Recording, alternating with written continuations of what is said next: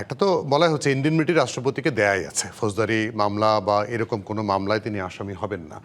সেটি যেমন সঠিক, তেমনি তার আগের যে রাষ্ট্রপতি, তার বিরুদ্ধে কিন্তু জুলাই গণ অভ্যুত্থানের সময়কার একটা মামলা, একটা বা একাধিক মামলা এখনো রয়েছে। তার বাড়িতেও হামলা হয়েছে। মানে সে একটু কথার মধ্যে একটু এদিক সেদিক আছে কিনা আমি জানি না, একটু যদি ব্যাখ্যা করতেন।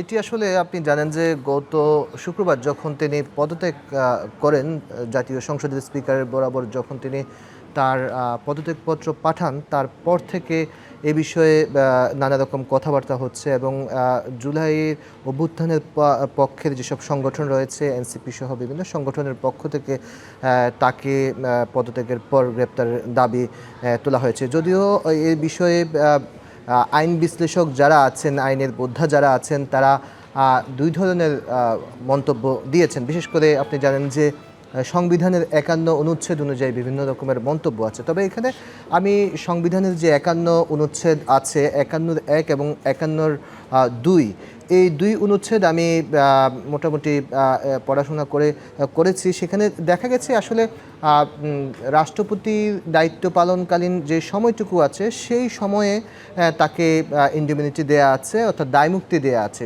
ফৌজদারি সংক্রান্ত কোনো যদি কার্যকলাপ তিনি করে থাকেন, সেই সংক্রান্ত আদালতের কাছে তিনি জবাবদিহি বা দোষী সাব্যস্ত হবেন না। কিন্তু এখানে একটি বিষয় পরিষ্কারভাবে জানাতে চাই, এর আগের যদি তিনি কিছু করে থাকেন, তাহলে সেই ধারায় তাকে বিচারের মুখোমুখি করা যায়। এটি শুধুমাত্র শাহাবুদ্দিনের ক্ষেত্রে, সদ্য পদত্যাগী রাষ্ট্রপতি মোহাম্মদ শাহাবুদ্দিনের ক্ষেত্রে বলছি না, রাষ্ট্রপতির যে কোনো রাষ্ট্রপতির বিষয়ে একই নিয়ম। নগদ নিয়ে এলো হার না মানা হার অফার। সর্বনিম্ন ১০,০০০ টাকা রেমিটেন্স নগদে পাঠালে থাকছে স্বর্ণের হার জেতার সুযোগ। আপনাকে যদি আমি একটু বলতে চাই, ১৯৯০ সালে যখন আপনার হোসেন মোহাম্মদ এরশাদ যখন রাষ্ট্রপতির পদ থেকে ছাত্র এবং জনতার অভ্যুত্থানের মুখে যখন পদত্যাগ করতে বাধ্য হন, এর পরবর্তীতে আপনার নিশ্চয় জুয়েল মনে আছে যে জনতা টাওয়ার দুর্নীতি মামলায় তাকে গ্রেপ্তার করা হয়েছিল এবং তাকে কারাগারে পাঠানো হয়েছিল। এবং এই নজির কিন্তু অতীতে আছে, অর্থাৎ তখন দেখানো হয়েছিল তাকে দুর্নীতির দায়, এবং রাষ্ট্রপতির যখন তিনি দায়িত্বে ছিলেন তখন এ বিষয়ে অভিযোগ আনা হয়নি।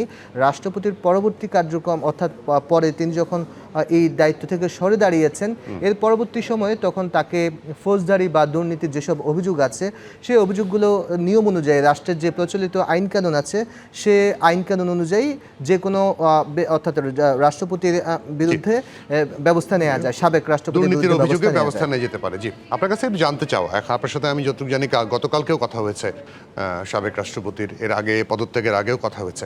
তার পরবর্তী অবস্থান কি হবে একটু যদি আপনার সাথে ক্লিয়ার করেছেন কিনা, পাশাপাশি তিনি যদি দুর্নীতির দায়ে কোনো মামলার মুখোমুখি হন, তাহলে তার অবস্থান কি হবে, তিনি এটিকে কিভাবে ফেস করবেন?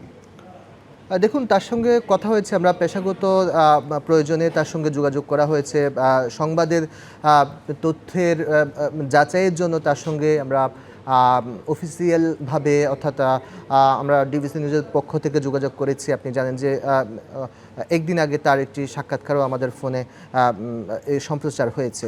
তো এর বাইরেও তার সঙ্গে কথা হয়েছে, যেটি জানতে চেয়েছি যে আসলে নানা গুঞ্জনের ডালপালা আছে, এর পরবর্তী তার বিরুদ্ধে তিনি আসলে কোথায় যাবেন, তাকে প্রশ্ন করা হয়েছিল আসলে আপনি দেশের বাইরে চলে যাওয়ার বিষয়ে, বা সামাজিক যোগাযোগ মাধ্যমে বলা হচ্ছে যে এক ধরনের সেফ এক্সিটের বিষয়ে কথা হচ্ছে, সে বিষয়ে তাকে প্রশ্ন করা হয়েছিল। তিনি আসলে যেটি জানিয়েছেন যে তিনি পদত্যাগপত্রে যেটি লিখেছেন, তিনি একেবারেই এক বিন্দুমাত্র এখানে মিথ্যে লেখেনি। তার সেই সমস্ত রোগ, অর্থাৎ অসুখ রয়েছে এবং শারীরিক জটিলতার কথা তিনি উল্লেখ করেছেন। এর বাইরে তিনি বলেছেন যে তিনি বিদেশে যেতে পারেন।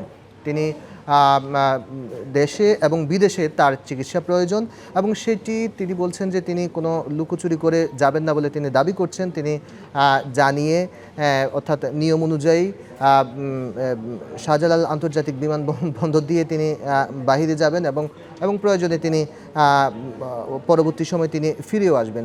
তো আর যে বিষয়টি তাকে বলা হচ্ছিল যে এইসব বিষয়ে তিনি বিচলিত কিনা, এবং কি তা যে অভিযোগগুলোর বিষয়ে কথা কথা প্রশ্ন করা হয়েছিল, তিনি আসলে আনুষ্ঠানিকভাবে বক্তব্য দিতে রাজি হননি, তবে অনানুষ্ঠানিকভাবে তিনি বলছেন যে যে অভিযোগগুলো বলা হচ্ছে সেই অভিযোগগুলো তার পক্ষ থেকে তিনি দাবি করছেন যে এইসব অভিযোগের কোনো অস্তিত্ব নেই, এবং যদি এরকম অভিযোগ যদি থেকেই থাকে তাহলে তার দাবি হচ্ছে তাহলে রাষ্ট্রপতি থাকার আগে তাহলে এইসব অভিযোগের বিষয়ে কোনো ব্যবস্থা নেওয়া হয় নাই কেন। এবং তিনি বলেছেন যে তিনি বাংলাদেশের এবং দেশের স্বাধীনতা সার্বভৌমত্বের পক্ষে তিনি ছিলেন, এবং দেশের একটি গণতান্ত্রিক ব্যবস্থা যাতে বজায় থাকে সেজন্য একটি সুষ্ঠু নির্বাচনের জন্য তিনি তার পক্ষ থেকে যতটুকু কর্তব্য ছিল, দায়িত্ব ছিল, সেটি তিনি করেছেন। একদম পরিষ্কার। আদিত্য রাফাত, অনেক ধন্যবাদ আপনাকে সময় দেওয়ার জন্য।